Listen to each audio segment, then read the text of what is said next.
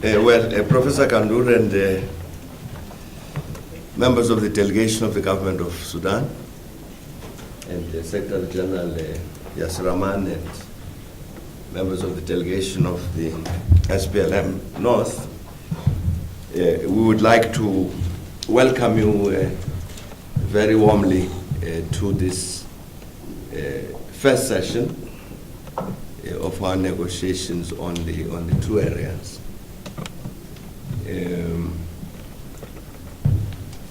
Sitting next to President Abubakar here is Haile Menkerios, you know him, representing the Secretary General of the United Nations.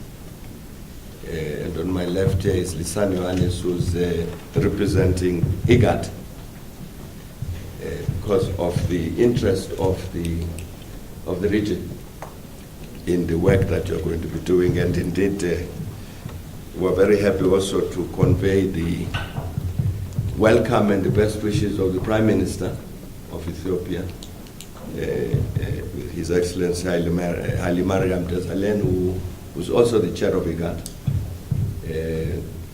Also said we should convey his greetings to you and best wishes for the success of the meeting.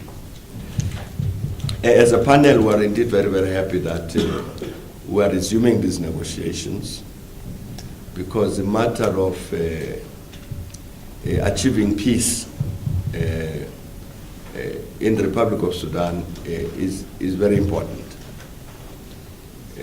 Obviously very important for the ordinary people of the country. And we have, I think, both sides have agreed for a long time that indeed it was necessary to find a solution to this conflict in the two areas. And we are meeting now to pursue that goal. And as a panel, we really do believe that it is possible. It is possible for us to find a solution to this particular challenge.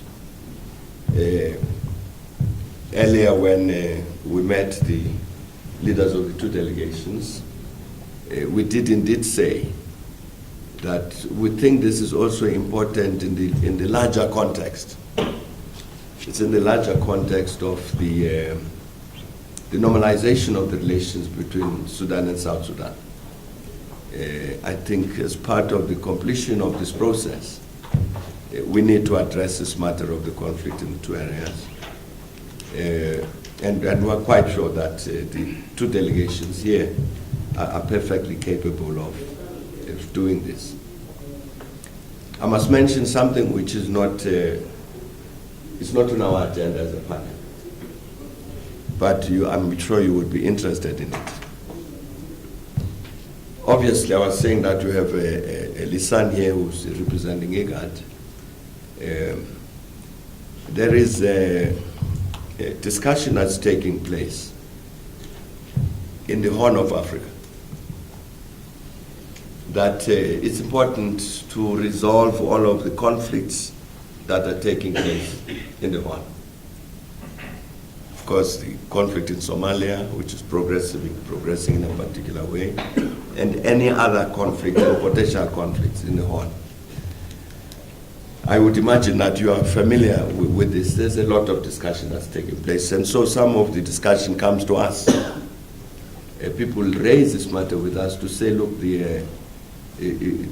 what you people are doing with regard to Sudan and South Sudan is important, not just with regard to those two countries, but in terms of the future of the Horn. And in that context, this matter is raised.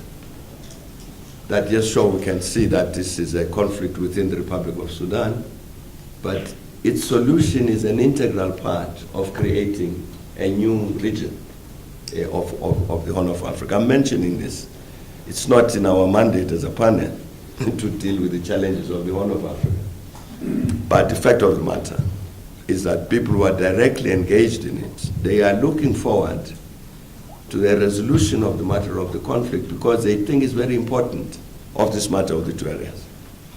Because they think it's a very important contributor to achieving peace in the Horn of Africa as a whole. So I we were saying really this to say, I think we were all of us sensitive to the fact that as we meet here, we carry quite a heavy burden in terms of producing the results that are required.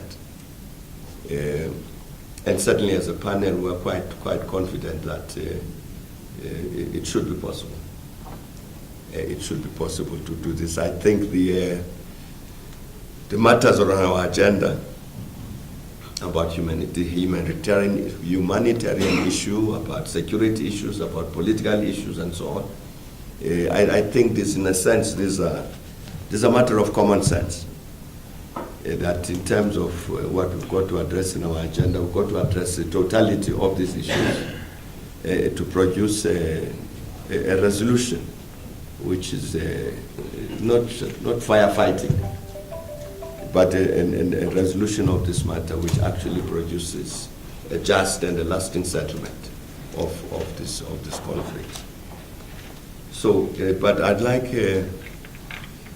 the two leaders of the delegations to say whatever they'd like to say just as we begin. Kandur, thank you very much for your remarks.